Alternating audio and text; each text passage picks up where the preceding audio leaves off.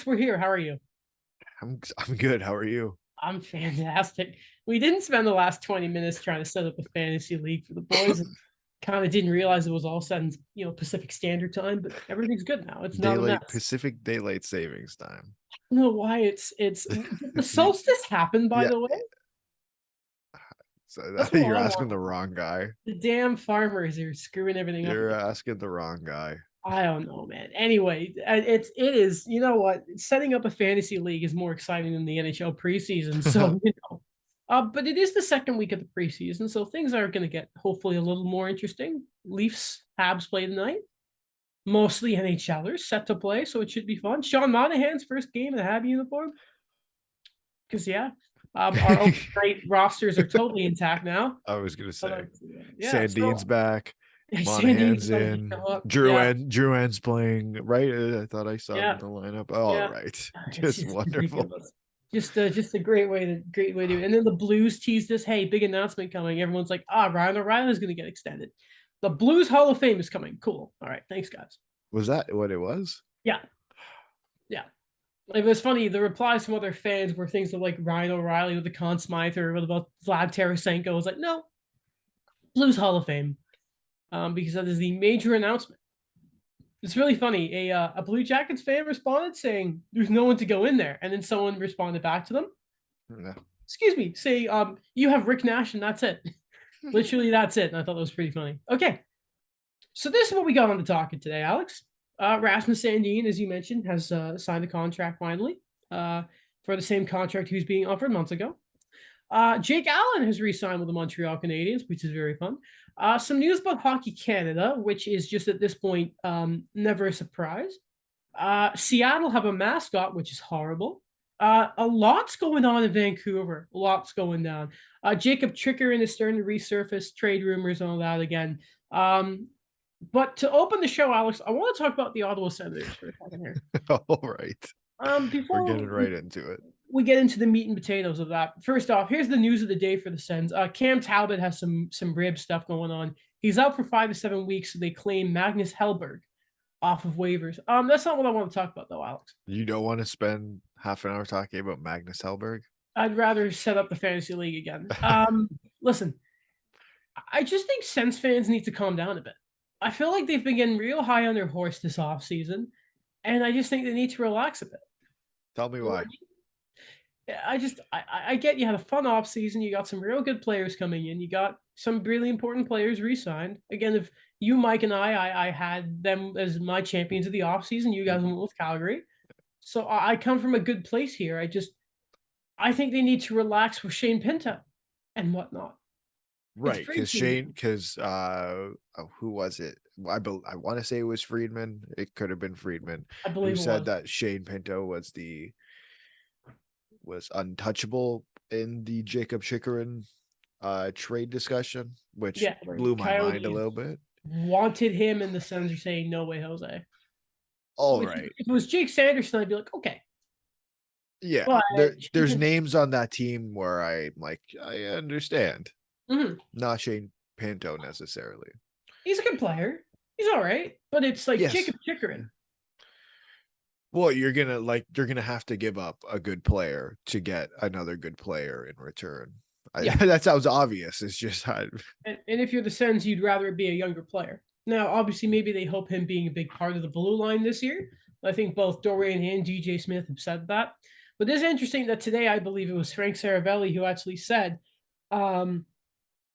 that the Sens are the team that are right now the sort of front runners, the most aggressive, I should say, to try and get Jacob Chikrin. Which, I mean, it would be great for them. They need another defenseman, don't get me wrong, but if you can sort of mount him and then you all of a sudden have him, you have Shabbat, you have Sanderson, who should be good, or even if, he has a slow year this season, we know how good he's going to be. So, I mean, what about Shane Pinto? Go get the good player that's available. And I understand the health issues with Chikrin, but again, you got to give up quality to get to get quality. I'm gonna say this from like a Coyotes point of view, not from a Sens point of view.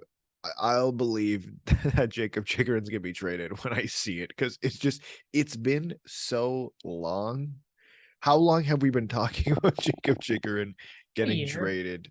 At least it Well, feels. after Christian Dvorak was dealt, I feel like it was a sort of thing of now they're going to go move to Chikrin. And it's funny. So this resurfaced in insider trading, and Darren Dreger was like, he started listing the teams, and I think he listed half the league. And I'm like, okay, great. So this is happening again. I think he Yeah, mentioned the Kings, he mentioned the Leafs, which of course he did, and then mentioned this team, mentioned St. Louis again for the love of God. Like someone pulled the trigger. yeah, and I again, I'll believe it when I see it. Like from, and I understand it from Arizona's perspective. You don't need to trade Jacob Chikrin. It'd be nice. Like, do you have to trade Jacob Chikrin? No. Is it nice to? 100%. Then, and I think that's what we're seeing here. And like, yes, okay, I understand his deals. How many years does he not have, like 2 or 3 years left on this deal? I will double check. Because like it's just sometimes I see it online as if he doesn't still have 2 to 3 years left on that deal. And 3 years right now. he has 3 years left at that deal. And I get it, it's a extremely high price to pay, not the contract, what they're asking for. And Mm-hmm. and obviously the premium is on the deal because of that contract. But that is 3 years. Even if it's 2 years, that's still in a league where, especially this year and next year, and I mean potentially the year after that, like Friedman says, like who knows what the salary cap's gonna be. Those are all just projections at this point. Mm-hmm. But that having a defenseman of that quality at $4.5 million, 4.6. Come on now. okay, $4.6 million, I think you can pay the pretty penny for.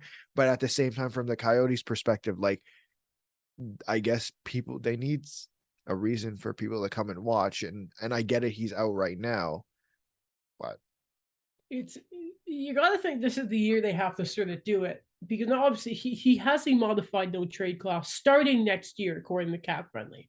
So and like listen, I don't know. I don't think it's going to be too difficult to convince him to waive it if there's a deal with a team that's going to be too interested because then it's like any probably unless it's the Blackhawks, I think any team leaving the Coyotes is going to be an upgrade. You know, and I mean, I don't think the Blackhawks would go get him. I think they're sort of realizing where they are in the world and what they need to do to rebuild that team, and that is a rebuild. yeah. Um, but it's sort of like just going back to the Sens here. It's just Hmm. to bring it back to the Yes. original discussion here, Sorry. Yeah. right? Let's go back. So we needed to cover Chickering anyway. Just yeah, who's ever doing it's like Rasmus Sandin, it's like and Jason Robertson. Like we need to like let's get it done here, guys. I just want to look at for the Sens to make the playoffs, right? Okay, let's just look at the top three. We won't do a full standings thing without Daniel, like a sort of standings preview. But if we can just quickly go here, the top three teams in the Atlantic, I think we can 100% say the top two are Tampa and Toronto. I'm All confident in right. saying that. Even Okay. with Matt Murray being a question mark, I mean, the Caps made the playoffs with Samsonov, so even if they ride him, the Leafs are a much more dangerous and I think The better defensive team. the Leafs So finished second last year with trash goaltending for 3 quarters of the season. exactly. Okay. With a stretch from was it Eric Shalgren. Eric So Shalgren and too much of Petr Mrazek. yeah, I remember that was it feels like forever away. Dark Um days. so they're obviously ahead of the Sens. The Bruins are beat up, but by the end of the year, when they get reinforcements, and let's say David Krejci is back up to David Krejci levels, Yep. they're probably above them. The Panthers are a question mark. I saw their defense in a practice the other day and went, ooh, but still, the Sens are fighting the Red Wings in the standings, in my opinion, right now. So even if you Really. can, I think they are, yeah. All right. Because I don't know here's if I necessarily agree with that.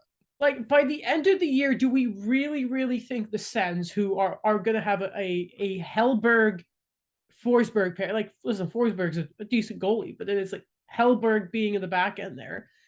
You know, can they take that for the first half of the year when the hockey is the hockey is sloppy?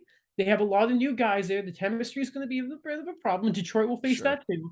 But by the end of the year, do we see them really comfortably being ahead of Detroit, Boston, or Florida for the third spot in the Atlantic? I think they will be comfortably ahead of Detroit. You think so? I think they'll be comfortably ahead of Detroit, and Mm-hmm. I guess we'll do our full season standing, our full standings eventually. But like, I'll give a little sneak preview here. I have them making the playoffs.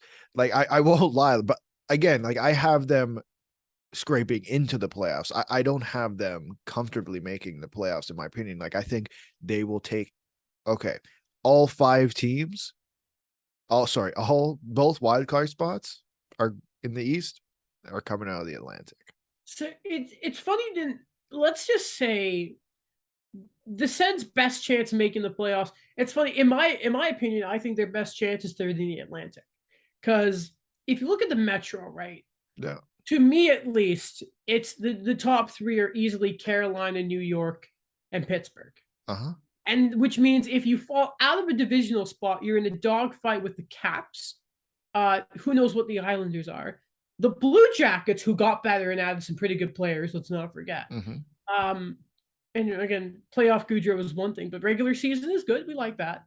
It doesn't really feel like any game in the East is really going to be fun unless it's the No. Flyers or Montreal, probably. But it just I don't think it's as easy as a season as Sens fans are thinking it's going to be. I think a lot of them are really high and happy from their off season, and I get that. But as a fan of a team who had a really crazy off season a couple of years ago, I saw how quickly it changed in the regular season. And Sens fans, Habs fans, we have the same feeling. Our team sort of had a magical run to a cup final, and our star player, the injuries mounted up, and they've never been the same. One of them is gone in Carey Price. Eric Carlson has moved on, has never been quite the same. So I'm just, I've been in your spot before, Sens fans. Just relax. Just calm down. Like I Don't set the expectations too high. Don't do oh, it. You're ouch. still growing. The rebuild may be done. Probably a Yeah, it was year. done Dorian last was a year. year It early. was Dorian done was a last year year. early. Yeah, but listen, just relax a bit. It's going to be a difficult season. Every team in the Atlantic is going to have a tough year. Every single one of them. Even Tampa aren't going to cruise their way in. No. They've got a lot of changes there. They do, yeah, and they're gonna have to figure out how they're gonna have to figure out that not that there's a hole on defense, but I think losing or trading away Ryan McDonough and whatever they want to say about Philip Myers, like you know what I mean? Like there's a hole that needs to be filled, and the question is can Mikhail Sergachev do it? I mean, I And think he can. I think he can. and the other depth defenseman they signed. Well, I'm Who Sergachev's not a depth defenseman, sorry, but who's the other who did it? defenseman they signed? Who's the other defenseman they Ian signed? Cole. Oh, right. Like okay, but I mean, like, fine. He's gonna replace Sergachev on the third pair on the left side. Fine. Yes. Uh, Or Jan Bruta, but yeah. well, I mean, Zach Bogosian's getting a spot, so Oh like god, it's yes, I forgot about Zach. don't Yeah, forget yeah. it. Don't forget about that. Like, it's not going to be an easy path. I guess is the point, and like I think that top three in the Atlantic isn't necessarily as set as some people would argue, because again, we don't know. Tampa is going to be an inch. Like, I think Tampa's, my opinion, Tampa's a lock for number one. That's the only set thing I know in that division. That's a Tam- lot. Tampa's a lock for number one. But I think you truthfully have to look at Toronto, and the goaltending's definitely a question. Doesn't necessarily guarantee them second. They finished second last year, and a lot of guys had career years, or multiple guys had career years. The obvious, but that first line pretty much had career years last year. Yeah. You did a lot change on that bottom six. Then you look at, and plus their goaltending, but like then you look at Florida, and you go, okay, defensively they're not. They're weird. They're defensively not the same. Yeah, they got they got Paul Maurice, and they got worse defensively. Again, I'll bang on that drum. I do not understand that they got Paul Maurice and did not get better defense. They didn't improve on any of the defensive players that they got. I'll put it like that. Makes no sense to me. Yeah, it doesn't look good. And then you have Boston, who, like you said, starting the year injured. You don't know what David Krejci's going to be like. My God, you probably don't know what Patrice Bergeron is going to be like this year. Like, Hey, Pat, he doesn't age. all right. I won't let you disrespect All right, Pat. I'm not disrespecting Pat. The I guy held has him the in the same most cell. company as The Sidney guy Crosby. has How the dare you? most. All right, I don't agree with that, but like, he has the most Selkies. I'm not disrespecting Patrice Bergeron. So I'm not all time wise. I just mean respect level. I have yeah, him. yeah, Yeah. and I agree. He's up there, but that man has been bruised and battered for multiple years. And had a career Yeah, and it makes career no year sense. last year. Yeah, Why you're was that right. difficult to You're believe? right, and it makes absolutely no sense to me. It's He just passed. bizarre, right? But so Passed. again, that's a question mark Yep. uh as well. So there's question marks all over. The That's was the point. listen. Any Atlantic game is going to be a bloodbath. And you know who we didn't even mention? The Sabres, who Right. are in a. I feel like their goaltending is another question too, right? But yeah, all right. I think that was a good way to open the show, Alex. I like that a lot. Okay. Listen, man, I have seen, good mascots in my time. I've seen some bad mascots in my time. Gritty started out bad, but he sort of got a resurgence. Remember that Yeah, first when when he he like punched a kid. Yeah. punched a kid allegedly, Alex, allegedly. Please. Sorry. Remember when he was like he tweeted "Watch out, Penguin" like that first day to like the Penguins account. It was like okay, he fit the identity of the Flyers better than the team itself sometimes. They need Gritty on the ice. That's who they need. It's not great when the most Philadelphia Flyer type people in your organizations are the head coach and the master, which is not fun. But I think the Kraken have taken first place with this. I think this is easily the worst mascot in the league. Now, I'm so confused. listen, people were confused about Yuppie when people forget Yuppie was another sports mascot and they adopted him, right? Like Right. he was the Expos. But it should be a Yeti in Colorado, but the Saint Bernard is the rescue dog. Like I get that, right? The bug in Columbus is kind of weird, but at least it looks kind of cool. I don't know. Seattle have a troll doll. I don't know how you say its name. Boy. We Sea We Troll will be kid-friendly ambassador for second-year team. What is it? Okay, let me just quickly Google a sea troll. I've never once a heard of a sea sea troll. troll. Like you had some really cool options to go with here. Anything sea related, you could have killed it, but you went with a sea troll. Like respectfully. What's it's inspired by a Fremont troll. What is that? It's a sculpture. I just like make it a fish. Make it a kraken, not a sea troll No. that has is oh it has flow and it looks like it has an anchor tattoo on its derriere. It just get get an aquatic creature, not a That's troll. not a sea troll. I don't get this at all. No one thinks of the sea with trolls. They think of trolls under the bridge and they think of things. They don't think of a sea troll. Well, What are now we we will. doing? Now we will. Apparently, by the way, they never considered adopting a Sasquatch, which apparently back in the day used to be like the Seattle Supersonics, like beloved one. And apparently they chose not to do that. Didn't even consider it, which I think is a bit of a shame. You know why? Why? It's because they know. It's what do you mean? Oh, I wouldn't be surprised if Seattle has an NBA team quite soon. Oh, and they take the Sasquatch and they do it right and not a Yeah, troll well? not they don't do what the NHL did with Winnipeg and royally screw up every single Louis, thing that they've done. boy, I just Boy, don't. And so apparently, it's wearing a white jersey, so it's easier to find it in the crowd, which I actually think is huh? a pretty good idea. I'm not gonna lie, Okay, because obviously there are some ones like obviously Yuppie's not difficult to find because he's orange hair. yeah. Stinger, I think, is the name of the one in Columbus. It's green. It stands out. Carlton is a little harder to find because the whites are. It's still you're still looking for a giant bear, but still, like all right, I get it. Like that's a neat idea, but like it's a troll. No, but It's I a don't get. troll. No. Wait. Let's go back. I don't get it. What? How is that going to make it easier? The guy, it has blue hair. Well, because it's gonna have a majority white jersey and a sea of black, right? And I think their seats are black and all that, so I think it stands out more with the away jersey. Okay. Which All I right. get that. Again, I think they have the nicest road jersey in the league. Then again, I don't like a lot of road jerseys in this league. I think they're all They're too all white. confused. Yeah, exactly. And even that they just don't look creative. So Like I hate Montreal's road jerseys, even though like they're iconic. I'm like I don't like. Yeah. Shout out to how only the home jerseys are getting the RBC patch. Great. It's a troll, Alex. I feel like I'm being trolled. You are. It's just the eyebrows are weird. I feel like it's about to make me take a riddle so I can cross the bridge or something, and otherwise it's gonna kill me or so. I don't know. It's weird. It's just dude, just go make it a squid or something. I don't know. But That'd actually be a great idea. it would be great. It I would be like the squid. I'm on board with that. Yeah, it's just something simple. This isn't going to be a heavy episode. There's not a lot going on in the world. So I think first off, we can look at what's happening in Vancouver. First off, to start, Francesco Aquilini, who is the owner of the Sens, I think notorious has been notorious for maybe meddling with his time during Jim Benning's tenure as GM.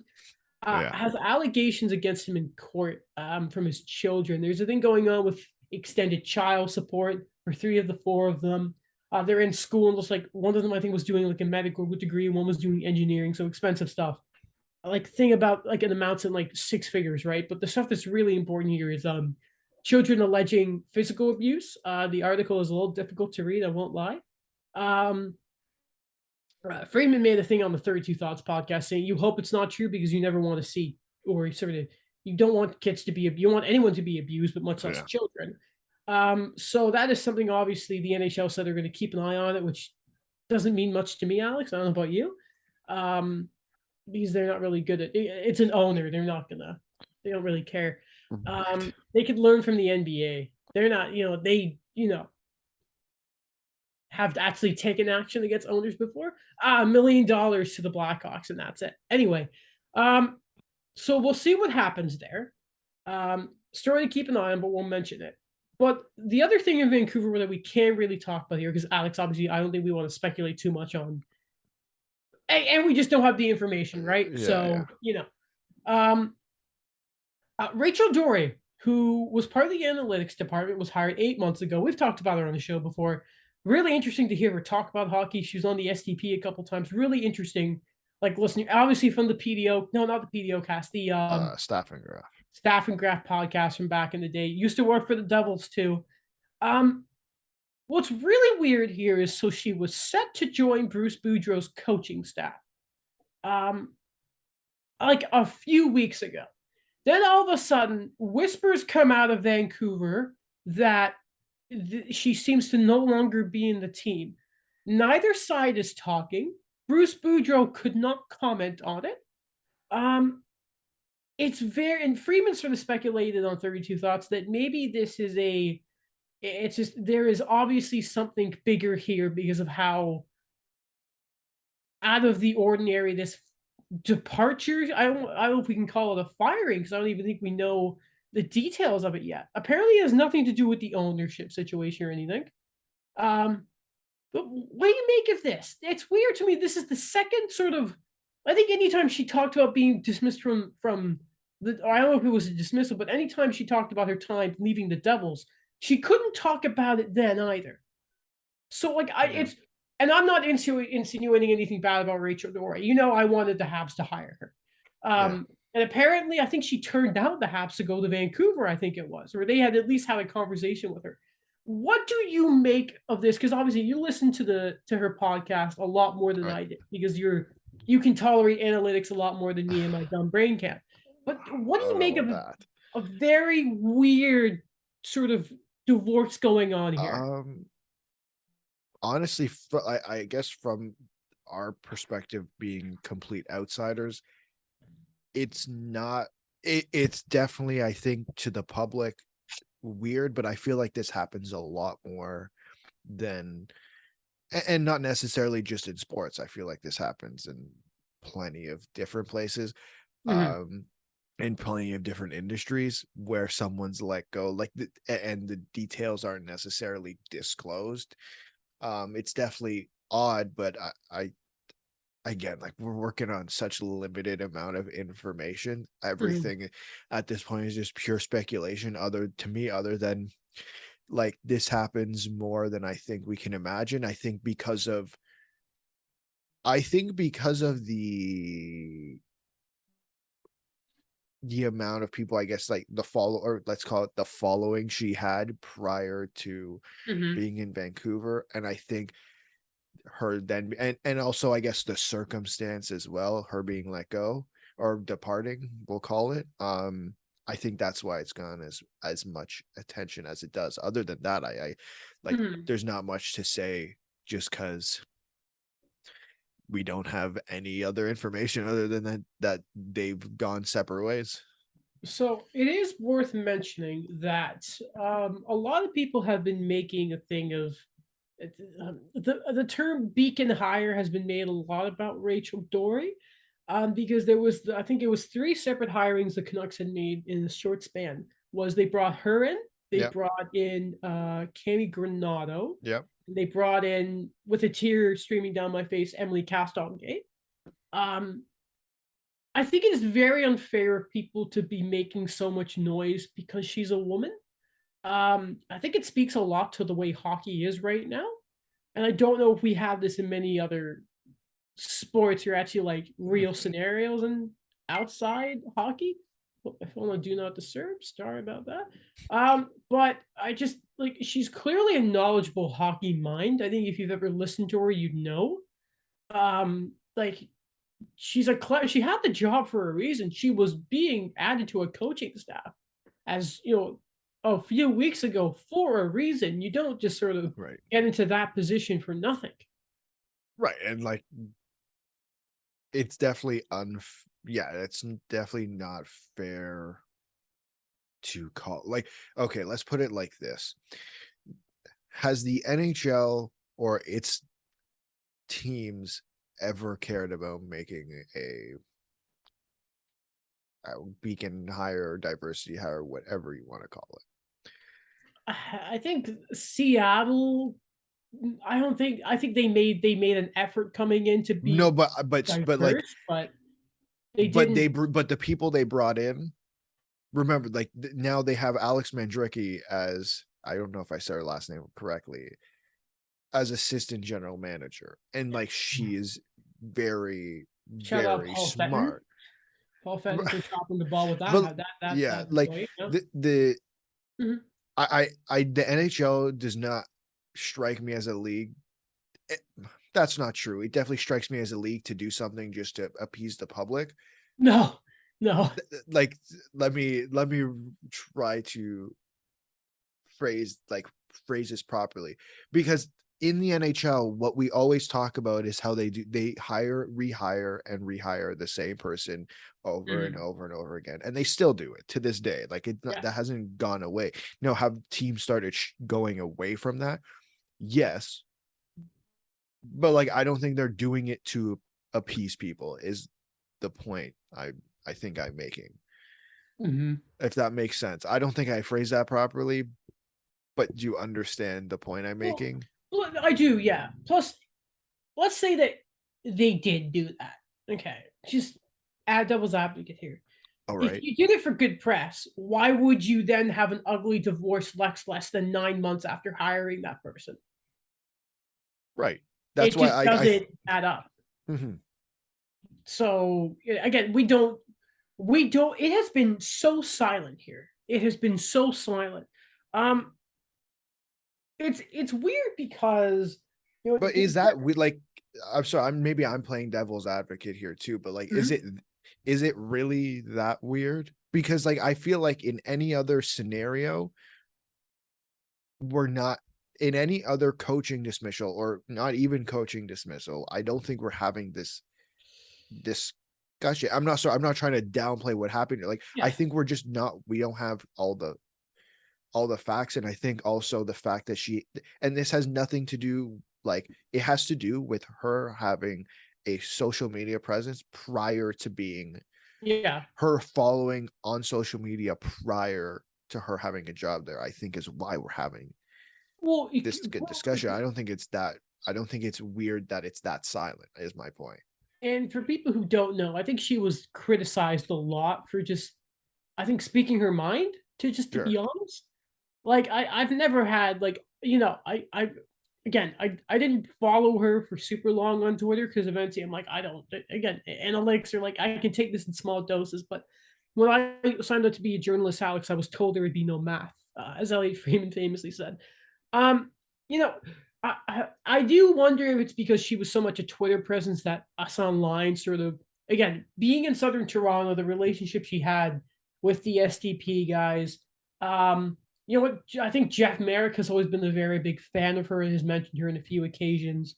Um, I feel like she's very much sort of in everyone's mind. Not to mention, Mhm. you know what, in the position she was in, very young. I think Yeah. she's 25 around there. Which is sort of a, you know, it's just it feels like some people just root against young women to succeed. You know, Yeah. it's just the way it is sometimes. Yeah, maybe it is just sort of us on Twitter see it a big deal, but when I see it come up on 32 Thoughts, and maybe it's because Merrick knows her, but he obviously didn't go. He just said both sides weren't talking.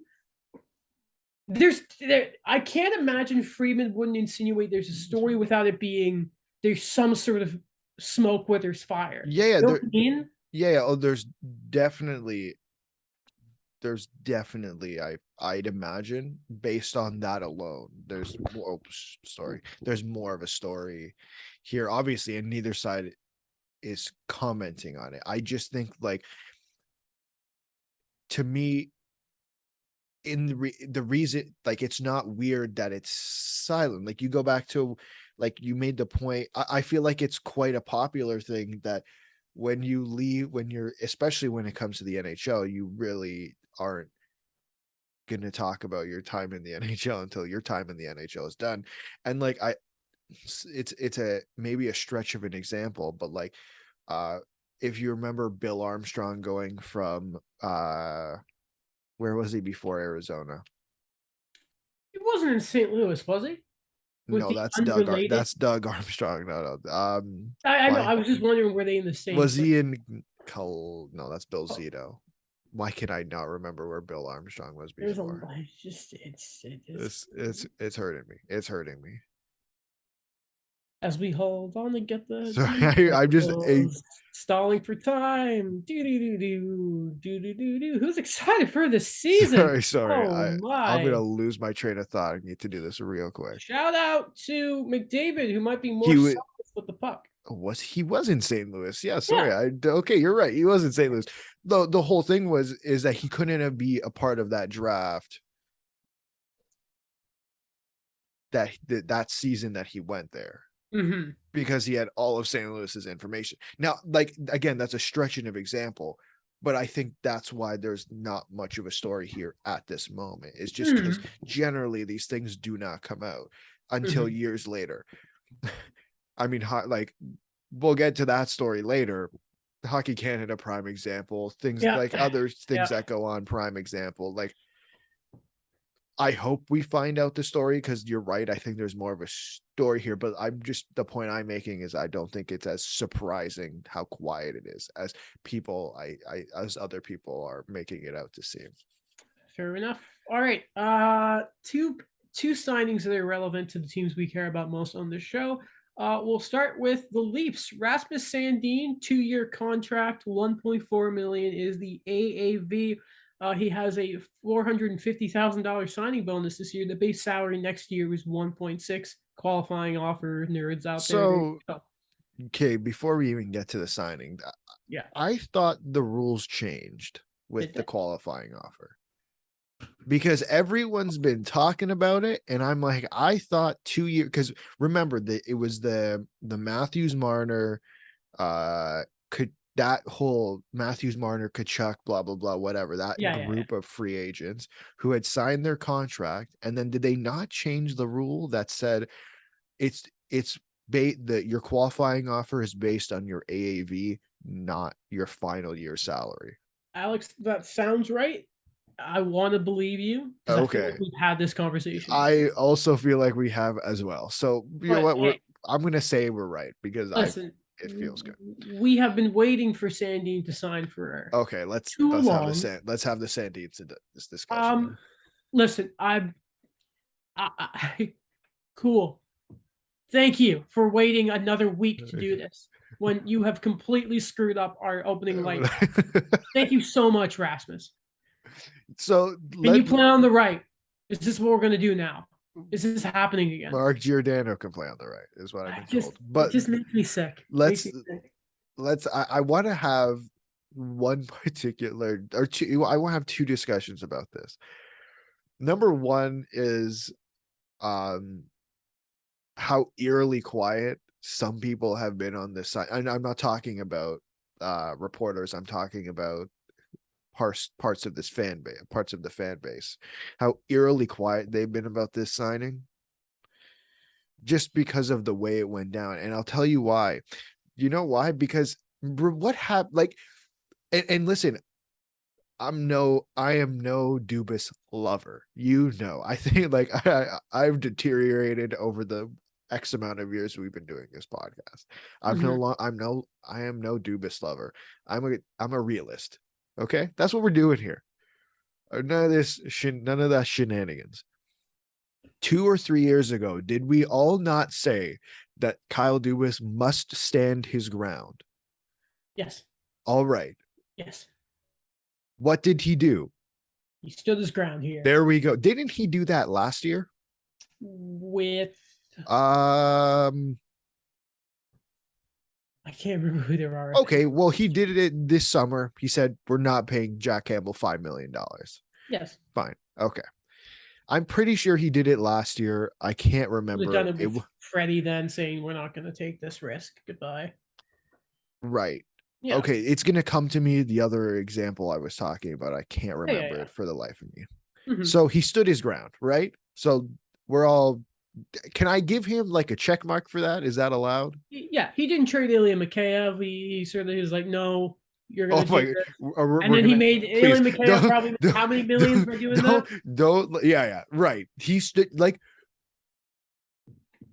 his ground. Like, yes, I think we and rightfully so. Then somehow this has turned into Kyle Dubas conversation, but I've been thinking about this for like some time. Yeah.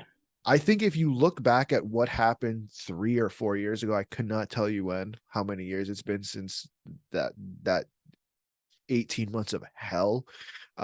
When you look, first off, we're not including Austin Matthews in this conversation, because Austin Matthews out of nowhere when he signed. That contract's fine. If you score 60 goals in the NHL, what's he make? 11 point blah blah blah. He's fine.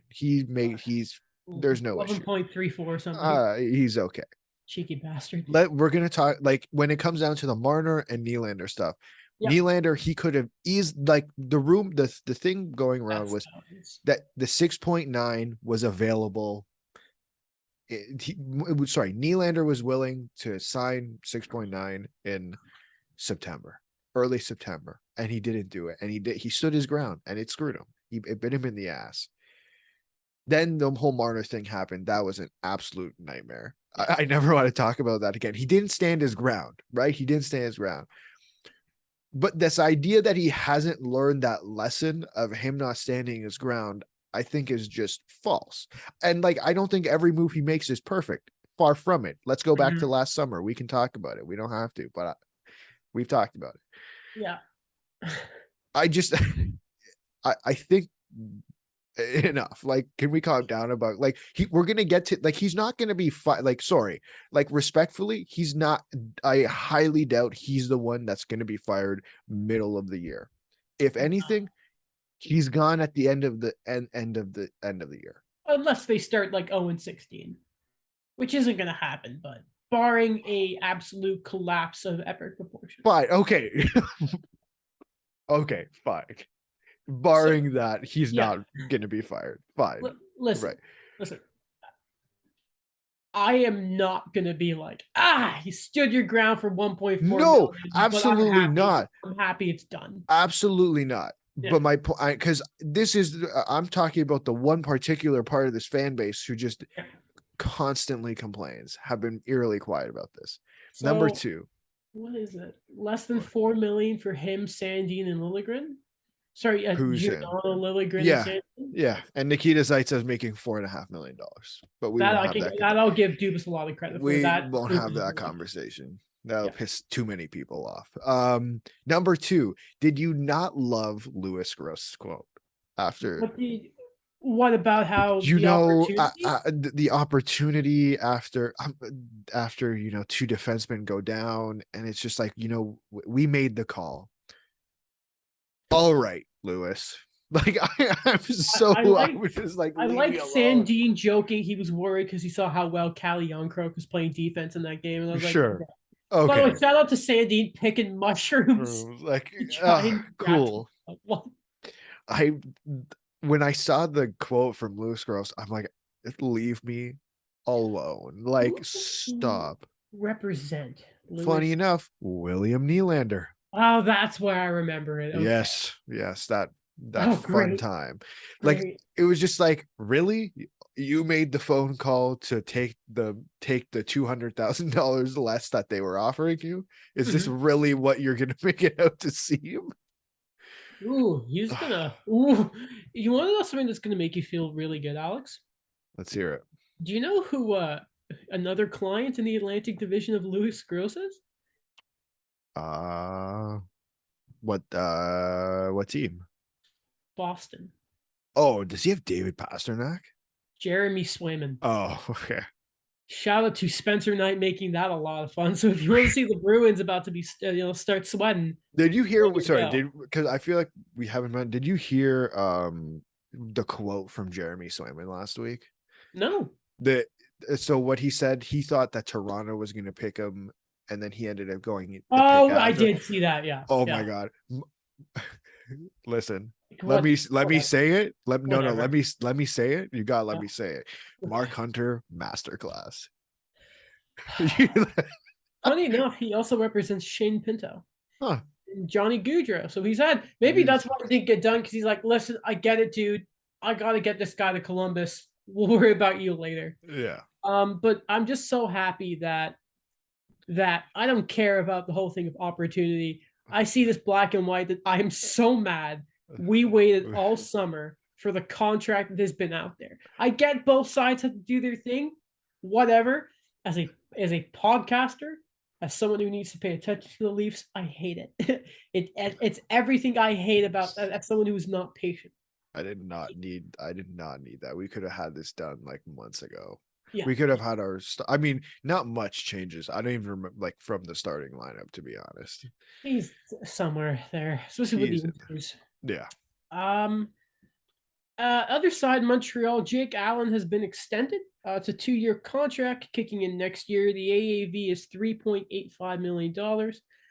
Some nice little, there is some signing bonuses in there. It's a modified no trade clause. We've talked about in goal for the future. There's a big question mark with the Montreal Canadiens. Talk There about was, Caden Primo. yeah, he's making it really difficult for me to defend him. Marty St. Louis talked about that he saw a quote that really resonated with him. Marty did not say this. He said he saw a quote about it. People were misrepresenting that. He said, so I saw this quote that said, you got to respect the people that will do the work to plant the tree, but won't sit in the shade. I thought that was really, really good too. That's going to be Jake Allen. He is going to, like, I don't know the last time there's a Hab who has accepted his role so well and it has gone so upside down where he was supposed to show up, just be a backup goaltender. Coach gets fired, other coach gets fired, goalie coach gets fired, Price is out most of the year for concussion, gets Yeah. the best seat in the house for a run to the cup final. Then the GM gets fired. Then the other head coach gets fired. Your goalie you were supposed to be behind is probably retiring, and now we're rebuilding, and he's just taking it with a smile on his face. He gets a raise, but for less than $4 million for a pretty fine starter, I like the deal. Yeah, and again, like, you just need, I think from Montreal's perspective, they need someone to fill the gap, because let's say you trade Jake Allen towards a trade deadline or even before the season starts, because like I think it was Dreger who was saying this on Rain Dregs, was talking about how, like, if they didn't get this extension done, they obviously were gonna look to see what was out there. So let's say you trade him, you're left with Sam Montembeault, Caden Primo, and that's about it. And And it's like, Poulet. right. And it's like, yeah, that's not good. Like I get it, you want to lose, but like there's different ways of going about that than having no one in net, respectfully. We saw what happened before they got Andrew Hammond, how bad it was getting. Yeah. You need to. It was that Detroit thing a couple of years ago. You can't be losing games in the first period. This is different, and I'd be upset they don't trade him if Carey Price was playing. But with him being gone, the Canadians have a hole in net they haven't had since 2000. They drafted him in 05.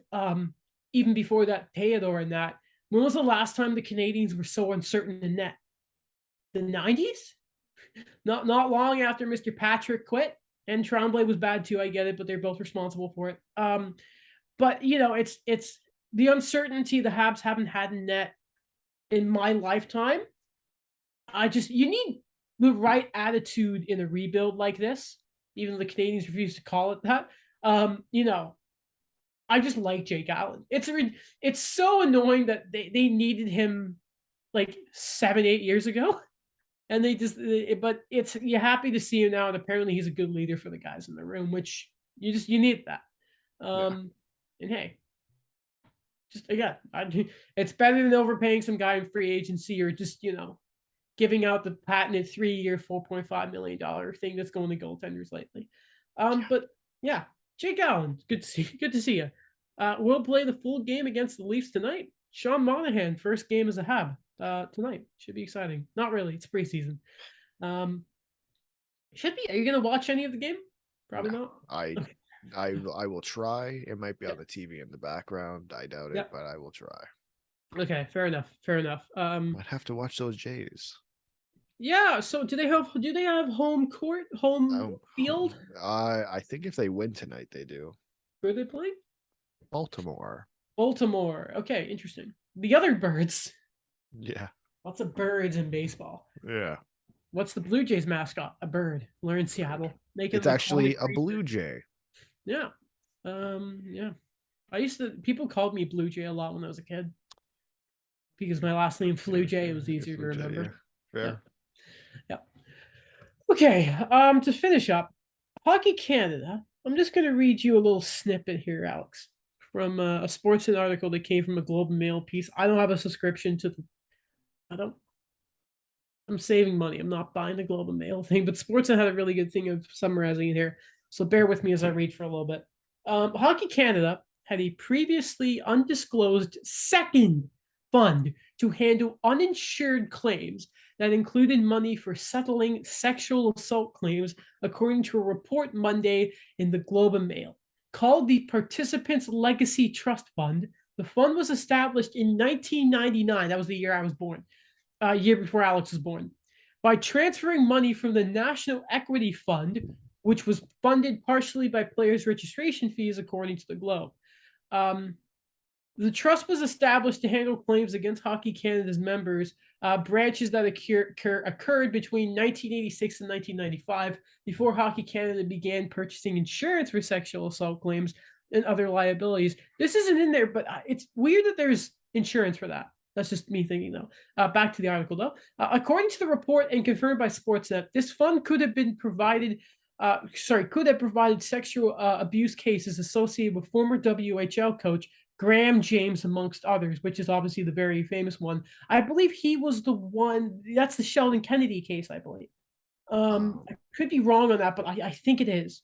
However, Jeremy Knight, a spokesperson for Hockey Canada, told Sportsnet the fund has not been used and was not set up exclusively to pay up sexual assault claims. The fund was set up to be dissolved in May 2020, but according to the Globe, Hockey Canada went to court in late 2018 and early 2019 to extend the use of the trust until 2039. Now, obviously, earlier this year, Hockey Canada did have a sort of, obviously had a bit of a grilling from the government. And this was not disclosed during that first hearing. And I believe they actually have a second one coming up. Or I don't know if it's second or third, but they have another hearing coming up. It's not a surprise anymore. I've seen the term burn it down a lot today. in referencing to burning down Hockey Canada. We did not mention on the show the stupid survey they put out to be like, is the media overblowing this? Because I didn't want Did to we give know? We didn't talk about it. we did not know. I thought it was just too dumb to be like, okay, we see what you're doing here, guys. I still don't know, Alex. I think I mention this every time we bring up something to do with Hockey Canada. I still don't know how Scott Smith and company are still in a position and how they haven't been pushed to the side here. I don't, or not to the side, but pushed off of the Hockey Canada cliff here. I don't, I can't understand it. I can't wait. I bet, Alex, they're going to be asked and they're going to say it wasn't relevant at the time or you didn't ask for any other. Oh, They're going to that's have the the 100% what worst they're gonna say. response. That's They're going to have the worst. 100% what they're gonna say, Yeah. and they may be right, but that's the cowards. That's the most cowardly thing they Yeah. could ever say. Like it, I don't even know how. Like, I guess I'm just gonna repeat myself again because, like, again, like everything I've said before, I think applies again, and maybe to an even more a larger extent. Is there is, whether people would like to admit it or not, there's clearly a problem. Top down, from the top down. This, like, there's no, I can't see really any other way to look at it. Like, it's irrelevant to the fact whether you're inside it or outside of it. There's a problem on the inside. There is. You just, like, I'm sorry. I don't know any other way to say it. And, like, okay, we can, like, the issue with, not that I have an issue with the burn it all down stuff. Sure, like, I guess I agree with the things they say, but, like, it's not good. This isn't gonna disappear. Like, this needs to be done properly. If you're going to burn it all down, it needs to be built up again properly, which I think multiple people have said. And I remember Rick West had said it on, I want to say it was his latest time on the SDP. This was probably months ago at this point because he hasn't been on in a while, but what he was saying was, what I think we have to understand, and by we, I mean literally everybody, the people who build it back up again, the people from the outside, is it's not going to go away. It's a matter of how are you going to fix the problem. You're right. Bad things are going to happen, right? Bad things happen every single day. But if you're holding people accountable, that's what you have to do to the best of your ability to stop people from doing it. And holding people accountable is going to stop people from doing it. Is it going to completely stop people from doing it? Absolutely not, because there's some absolute crazy people out there. But you have to at least nip this thing in the butt properly and hold people accountable. And the way they've been doing it has not been doing that at all. At all. It hasn't even been touching the surface level of the problem. All it's been doing is just throwing it under the bus and pretending it, or throwing it in the drawer and pretending it like it never happened. I think you're muted. Sorry. I was, because I was blowing my nose. Alex, have you ever read the book They Said This Would Be Fun by Eternity Martis by any chance? I don't think so. Okay. So Eternity Martis is actually a faculty member at TMU. I almost said Ryerson. Actually did her master's at Ryerson, but guess what school she went to do her degree? She went to Western. Now, Okay. for anybody who doesn't know, aka if you're not Canadian or sort of familiar with Southern Ontario, Western's a party school. It has a horrible reputation for sort of a lot of sexual violence, I guess you can kind of say. And Eternity Martis went there and has a book. Just again, they said this would be fun. Talks about a lot of her time at Western. It's not only a book about sort of race and sort of role in your life, but a lot of family stuff. I get a lot of stuff on sort of, again, the crap that goes on at Western. And she sort of, and she was actually, I read it for a class, and she came in to be like sort of just like an hour like Q&A with the class today, right? And she sort of joked like first off that Western acts like she doesn't exist, but she just sort of mentioned like the stuff going on. Like last year, there was a bunch of cases about how she went to, at her same residence, all these sexual sort of assaults happened, right? And sort of the thing of that Western clearly don't care. And I mention that because a lot of it seems to be, I think it's like 1 in 3 women the age around being in university end up being sexually harassed in some way, right? And if you look at the world junior players, those involved are around that age, but males. I don't have to start connecting 1 and 2, especially because I mean, we just know the Canadian teams. Some of the other ones and some of those Canadian players might end up also playing in the NCAA, which is obviously schools. So obviously, I don't need to sort of explain that every word there, but it's a sort of thing of what Western and Hockey Canada have in common is they clearly don't care because they haven't actually acted upon it yet. No one has taken the responsibility for it. It's that it's easier to not hold anyone accountable than it is to hold people accountable. I think that's what it, to me, comes a lot of it down to. They make, and I guess we can, if we want to use that Western comparison too, they make a boatload of money, and they would have to spend a little bit of that money to hold people accountable, and they don't want to do that. And that's like, no, sorry, that's not fine, but like the way things are going is just not it. It's not it. I okay, so in this country, in Ontario, hockey participation is down. I'm not insinuating that this is the reason. There are a multitude of reasons that participation in hockey is down.